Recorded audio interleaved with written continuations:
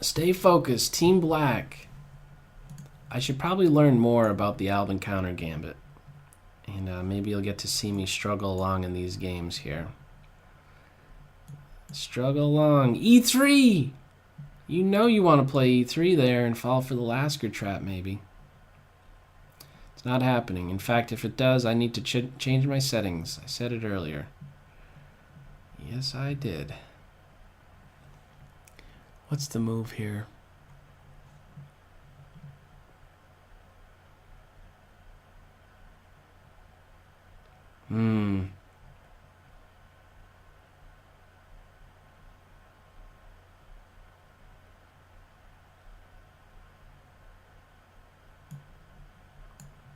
I think this is it. Put pressure on this pawn. Is this B pawn going to devote itself to the defense of the C4 pawn? If it does, I don't have to worry about my knight on C6's position as much. Do you know why? Because sometimes there's this idea of A3 and B4. Okay, there's, I believe, some success with this move right here. By devoting the B pawn, I don't have to worry about A3, B4, and the knight getting kicked away. Queen here, I do have to take into account pressure against this pawn, and now I'm in a position to reinforce it. So this pawn right here, in short, is a giant pest to the white side. Has to be. It's got to be a giant pest.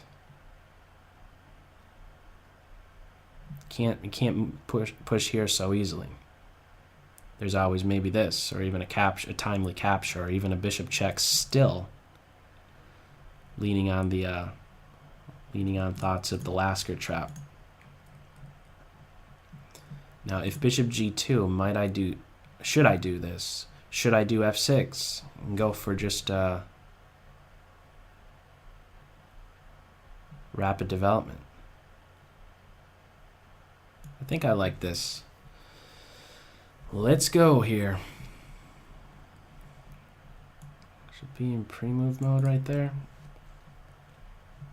Bishop check would just be met with knight here, so I don't know that that would really be any big deal. Alright, let's go. And now maybe bishop here. Or just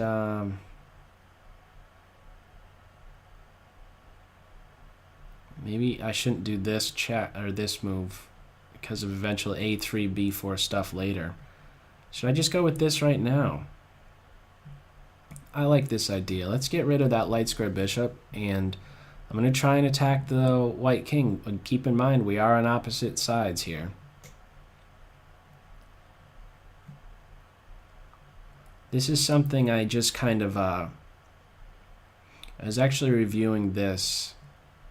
I was playing this against a GM the other day, like just yesterday, and I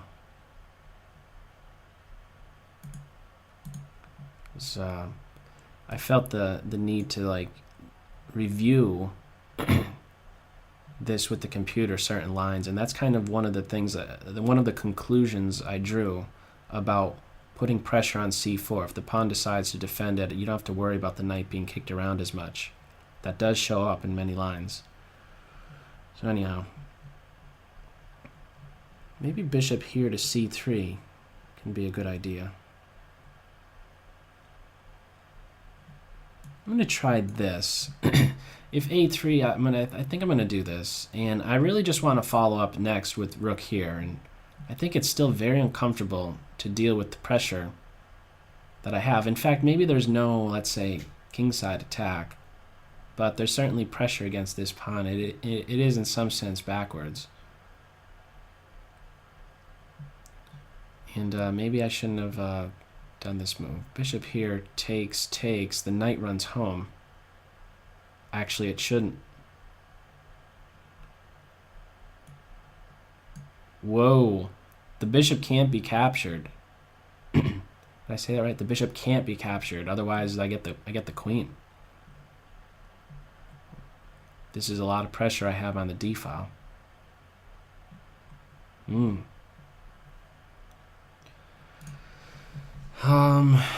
So, just looking to complete my development. My knights are developed classically. This is still a little bit of an awkward placement. I don't know that this knight has a good answer to the now what test. The two-word now what test. Not so sure about that. What does he really do? I believe I just have to cash in at this point. Yeah. Okay, let's do that. Let's get my pieces going here. This rook is finally playing, and now there's going to have to be a rook defending. Maybe I could get in a6, g5, g4 and kick this knight away. Or is there a way to just play this and allow the capture? Something seems a bit off with doing that. However, maybe there's like queen here. Getting the queen to a better spot. And then pawn push, pawn push. Yeah. This is like a mini lesson for me in pawn moves. Because if I do h6, I'm doing that specifically just to advance here. But after h3, I would really like to get this move in. Okay, so now I think I just back up. Right here. And now g5 will come with tempo. Okay, so g5. I played my queen here so I could get in g5, and then if h3, h5. g4 being the main idea. So I think this knight is going a bit astray. I have my pieces on good squares. I am down a pawn, but it's hard to imagine that white is feeling like they're up a pawn here with the pressure. Now that is a big move right there. That is a big, big decision. Interesting. Well, this pawn now is passed. Should I, however, capture here?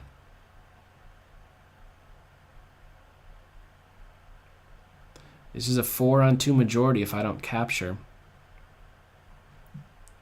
I could play my knight here and then look for forks. I could push forward. It's passed, and then jump my knight into this square. And of those choices, I think I like that one best. I don't know how crazy these pawns could be getting. I do like a knight jumping in here and then even here. I might want to kick this knight away if it plays here. Okay. Right here being the time to do just that. Actually, not just yet, because the knight would land a fork. Well, isn't that a pain? Yes, it is. Okay, maybe I should back up right here so that... Oh, now I can't even do this move. My knights would be unprotected. I should have done it in a different way. Maybe rook up. That was a slip. Not a mouse slip. That was, I mean, a mistake. I want to be able to kick this knight away. It is in my territory. I don't like this. This is uncomfortable. However, hang on. I do have maybe knight takes pawn here, and then my queen could take this knight. So maybe I still do have something going on here.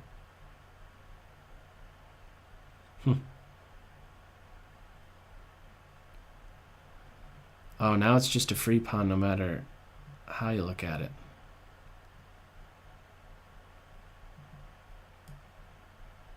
That's a free... My opponent's typing, oh man, time pressure. Yes, it get they resigned. Yeah, there's a pretty significant time difference right there. Okay. Good game. Yeah, I think what do I think here? Okay, let's see. Albin counter Gambit. D4. You don't want to do E3. You know why? If you don't, there's a video playing right now, youtube.com/ChessNetwork. Lasker trap, in short, something to be aware of. E3, bishop b4. Actually, E3 is already a step, as I said, a step in the wrong direction. And I explained why in that video. So anyhow, knight f3, knight out. G3, this is a line. B3, I think this right here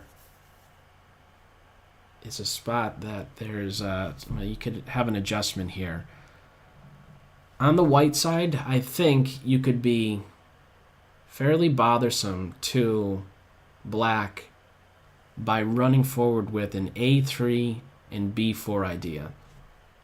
Then this knight can no longer rely upon the c6 square as much. Okay? So maybe b3 instead of that. How about knight here? Maybe that's an adjustment. Is that where your knight ended up going anyhow? I think it did. Let me just fast forward real quick. Ah, yes it did. So b3 is a way to save a move, in other words. Don't do that here. Knight to d2 instead is an adjustment, a good adjustment, I believe. And just in time, I'm there to defend against the pressure. And I'm just trying to get more development in with that last move and trying to get rid of your light square bishop. Tough spot. Tough spot here. I have pressure on you, but this was an interesting decision to run forward with the knight move and then the pawn push. I really don't know who stands better. It's a tough call. I have still very dynamic. Passed pawn, you have an extra pawn. I have a good square for my knight. He's maybe not the greatest. My rooks are in good spots. Tough position. Good game. Good game to get to this point right here. I don't know what would be best if you can't do that, but what I was thinking of is something like maybe getting your knight to this square. I wonder if you could maybe support your pawn even though you do weaken your second rank, and then run forward with knight e3 to d5 somehow. But I could maybe be moving my knight and playing c6, but I don't know. Tough game. And I don't know if I went through that quickly, this part right here, where I was trying to come up with a plan to get in this advance. I'm doing it with my queen so that I could eventually have both of my pawns on these two squares, g5 and h5, to eventually get in g4. Okay.